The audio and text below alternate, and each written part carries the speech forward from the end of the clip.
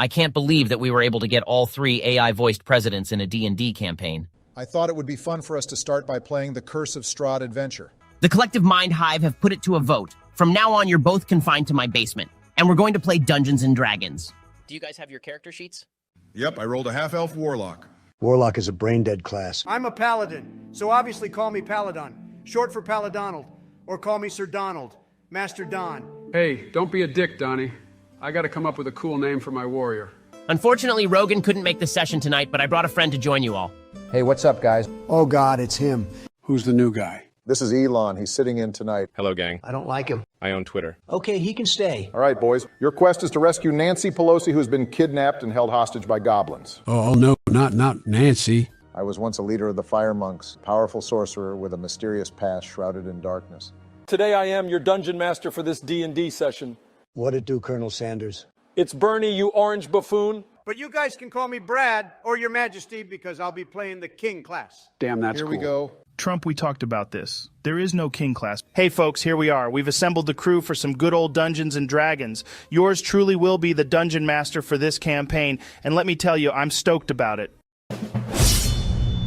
AI-generated voices will be used to tell our story, and this is all for entertainment and parody purposes.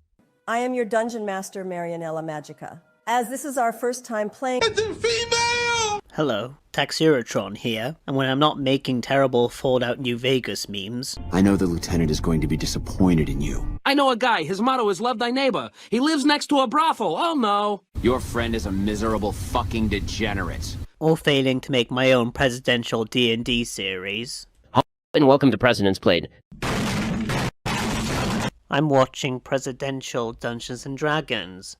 Well, all 3 channels are still uploading.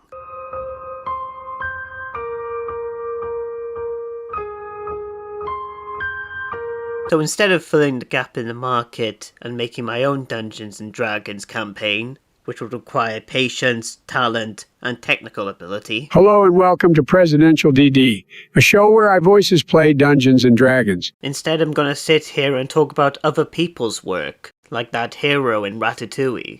The average piece of junk is probably more meaningful than our criticism designating it so.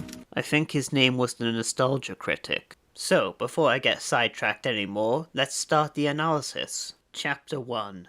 Dimension 20, Critical Role, and the problem with modern video games. So, starting off a little strong here, H Bomber Guy makes a great point about RPGs in his Fallout 3 review, where he says, games, especially role-playing games, are focused on creating a sense of not simply being in a game, but of being immersed in an interactive story. They're emergent from tabletop games like D&D, or in Fallout's case, GURPS. If someone invited you to their weekly sessions set in a post-apocalyptic wasteland, and the story was not only weirdly railroady, and the only way to interact with the other stories in the world is to ask where the side quests are because you aren't introduced to them organically, you're not really going to be having a good time, are you? This is an important point about the role of choice and interaction in video games, which is why the industry collectively has ignored it.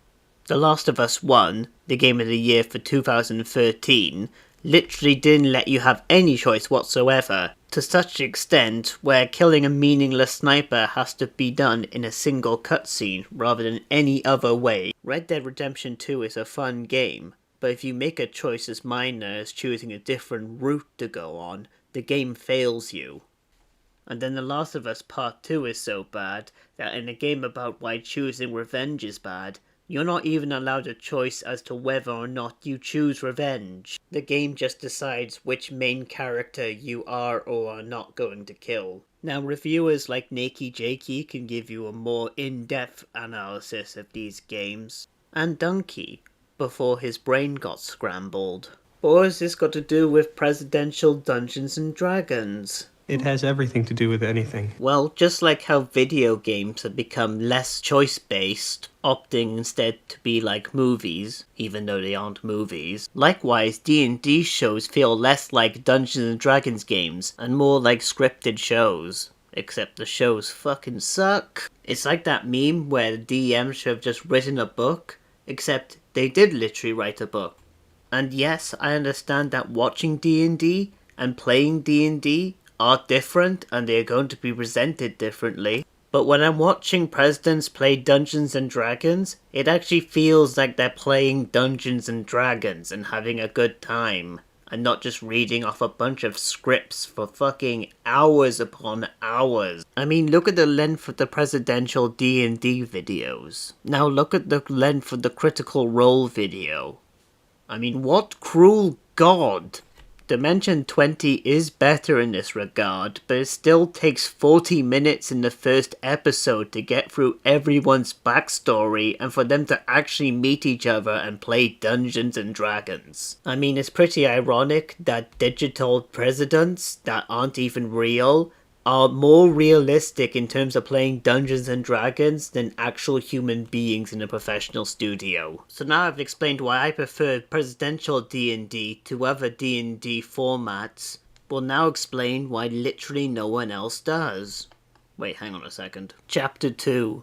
The attention economy and its crashes. You know, it's pretty depressing how rapidly the presidential D&D channels fell off. And while content creation isn't all about money and views, it's kind of depressing that there's no financial incentive to create these great videos, especially since it helped me get into D&D. I would almost say that it was a good idea to get in contact with Hasbro over a sponsorship if I didn't think they'd send the Pinkertons to murder them. So how can this genre of video get the same amount of views it had at the start of its lifespan? Well, I think a diversity of AI voices would be a great idea, as I think novelty and uniqueness was a major part as to why the presidential Dungeons & Dragons was so successful in the beginning.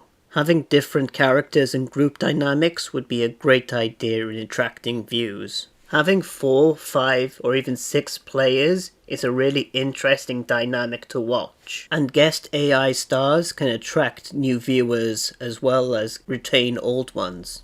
Battle maps and stat blocks for all the players are also very interesting. It's also important for a D&D series to include pets, like Mr. Whiskers, Oldrum, Doge, Hunter, Pandalores, Dr. Necrotech, and of course Mr. Chips. So yeah, that's it for me. I don't know whether that counts as an analysis, let alone a good one, but if you have any comments or thoughts, I'd be more than happy to respond to them. Or if you have any other Dungeons & Dragons topics you'd like me to cover, I'd be more than happy to do it.